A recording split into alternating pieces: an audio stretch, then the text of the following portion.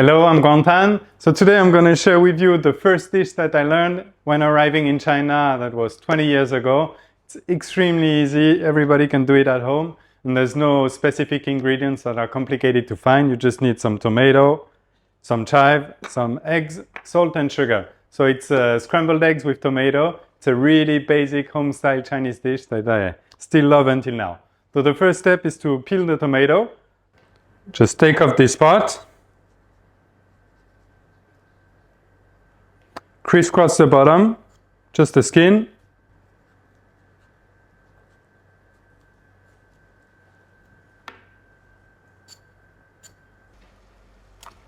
Put the tomatoes in boiling water for around 15 seconds. Then take them out and put in iced water.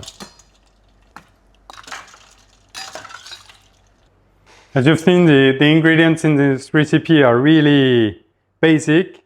So use some good tomato, it's going to change everything in the end product.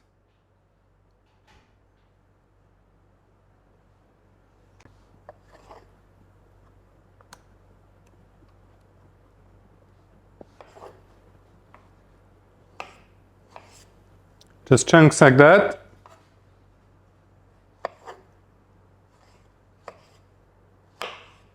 This type of chive we use a lot in Chinese cuisine. So usually separate the white part and the green part. The green part you use as topping, as you would parsley or anything.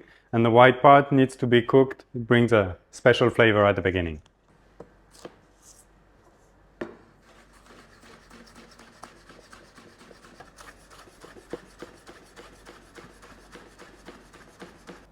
And the last step is to break and season the eggs. So here I'm going to use 5 eggs for 3 tomatoes.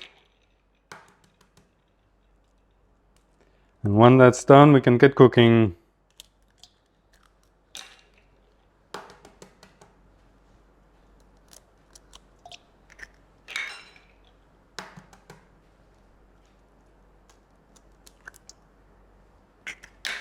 Add like 1 teaspoon of salt.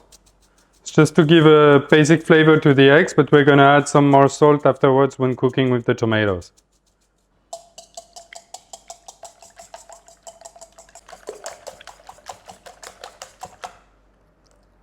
So first need to heat up the pan. We're going to first fry the eggs.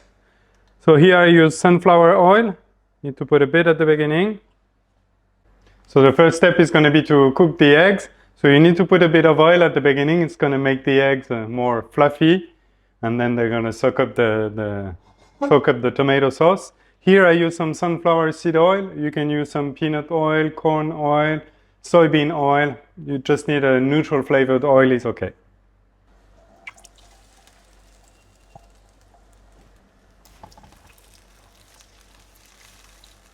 So just push the bottom just to cook it regularly.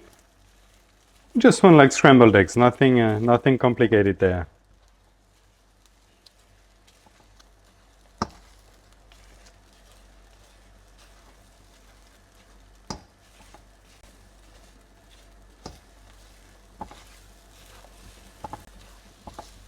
Just want to cook them fully, but you don't want them to take any color.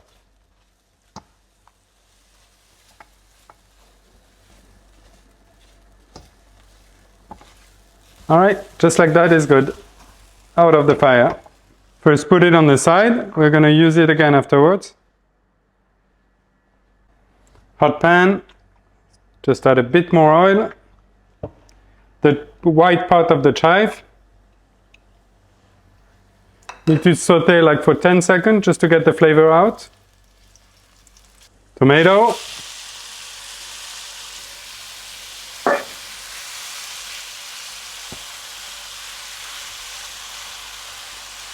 And then you just want to cook just so the tomatoes start to mash up a bit, but you want to still keep some chunks. So at this stage, we need to add salt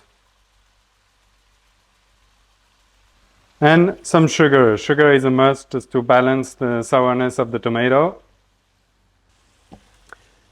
And both sugar and salt, you need to add it at the beginning. It's going to help get the water out of the tomato and do the kind of create the potato mash that you want. You can crush a bit the tomatoes. So here we want to keep a medium fire. If the fire is too low, you're going to end up with something too watery. If the fire is too high, it's going to be too dry. So you just want to have the right amount of moisture and water. So you can see now the texture of tomatoes. We still have some chunks, but quite a lot of liquid out. At this stage, we can add the eggs back. Mix everything together.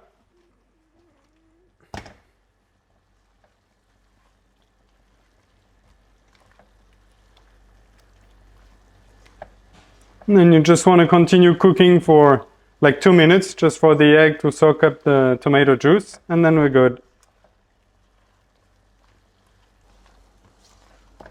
Up, we're good.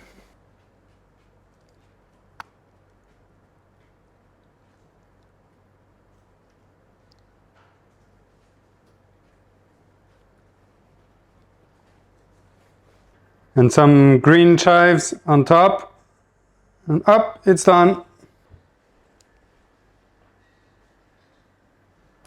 Very home-style dish, but nice color. Beautiful yellow, beautiful red, bit of green. So this dish has many different versions in different regions of China. Some people put some soy sauce. Some people add some starch to make it thicker.